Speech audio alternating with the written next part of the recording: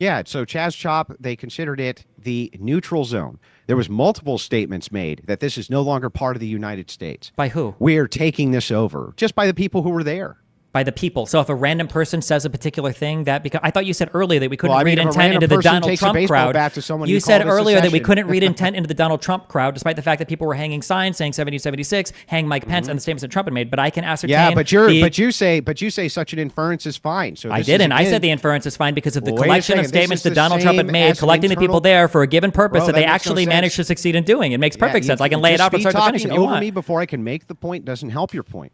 No, it actually doesn't make any sense. Because your claim is that you can read into the hearts and minds of these people based on what you perceive their actions to be. It's like, okay, fair enough. So if the people who are there are doing the exact same thing, they're saying, okay, this is now a neutral zone. We're seceding from the United States of America. Why can't we read that into their actions as well, Destiny? It makes no sense. I would absolutely do that if but I don't know of any statement like that. And you can't name a single one, so I don't know what I'm supposed to go. I don't know what I can work off of. If Chaz Chop, if there was such a statement, let's just assume that there was for a second, would you then consider that to be an insurrection?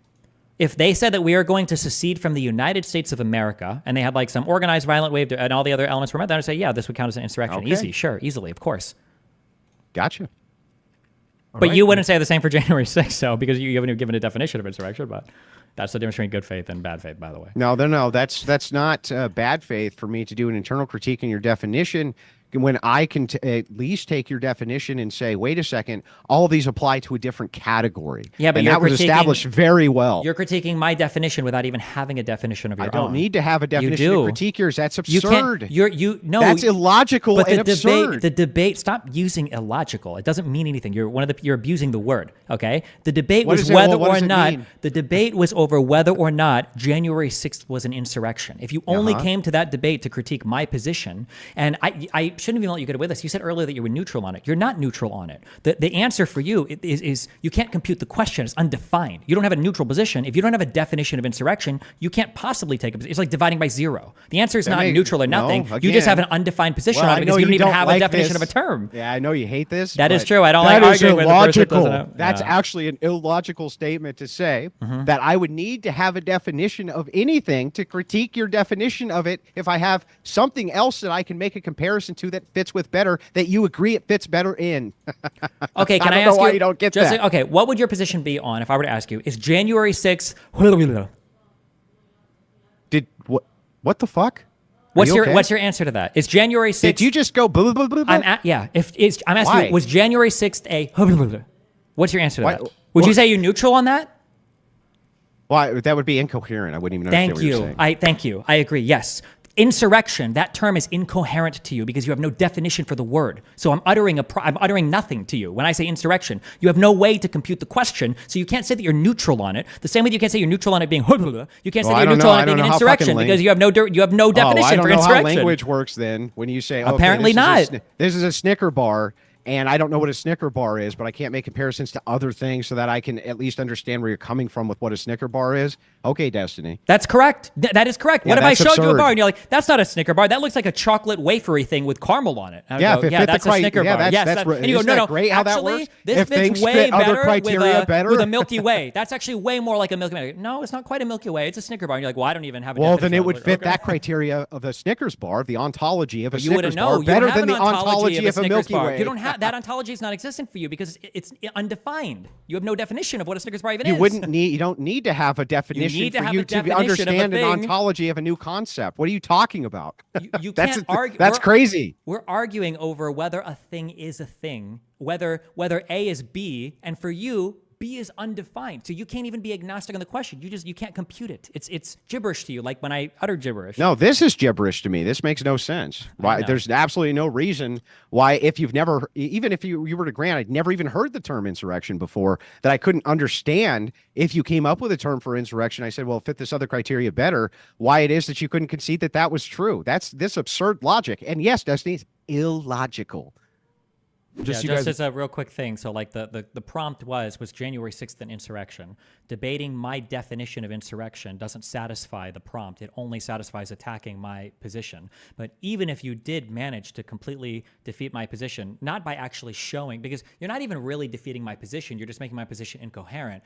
but by doing so, you're also admitting that your position is incoherent as well, right? If you can prove that I don't have a good definition for Do you remember if you can prove that I don't have a good definition for insurrection, then you can prove that my position of saying it is an insurrection is incoherent. I would have to use some other word. So you haven't even given a position at all. So at best, you've only put us both at neutral, which is kind of meaningless. Do you remember in the beginning of the debate where I gave you the criteria for the concessions that I would make if you were willing to concede on X, Y, Z point?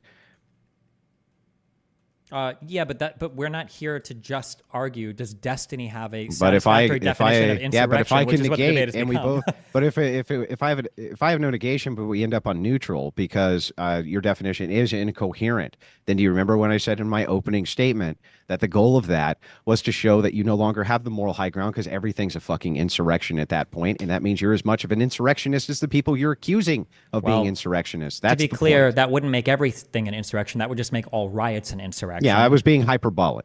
Okay, well, that's kind of hard when you're also being illogical. But the No, idea being is illogical. that, all you're doing is reducing us both to the same position, which seems odd at the end of the day. But okay. Why?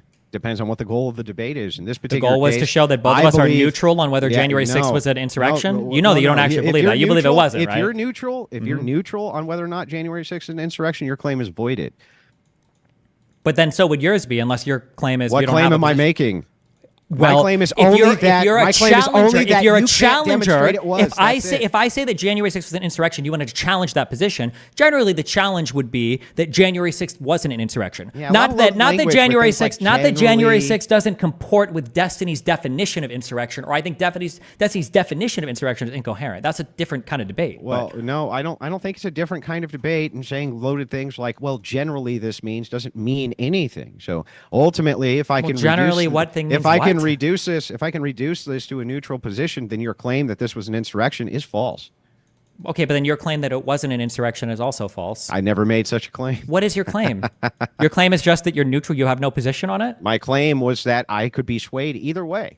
But that's not what the debate. The debate wasn't here to sway you. Me. Well, no, you can't be convinced because you can't even accept a definition of insurrection. So that's just not true. I can be convinced, and you just saying you can't be convinced doesn't mean anything again. So are you unconvinced by historical courts that have convicted people or used these definitions of insurrection in order to write legislation or in order to write constitutional amendments? What do you think the founding fathers meant? Not founding fathers, I guess. What do you think the framers of Section 3 of the 14th Amendment meant when they said insurrection? What do you think? I think that they're tying it to rebellion.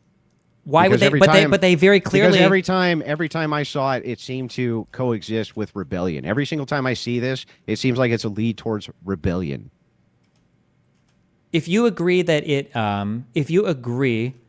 meant rebellion, why would there be so many people that draw distinctions between insurrection and rebellion? Yeah, until it comes to charging time. When it comes to charging time, it seems that if they can't draw it towards hold on, why rebellion, do you keep, just because you're talking about charges, criminal court and calling a well, thing a if thing you're are going to two appeal different to things. if you're going to appeal to authorities here based around legal definitions, it's perfectly acceptable for me to appeal to the legal authorities, which are refusing to charge under this criteria, Destiny.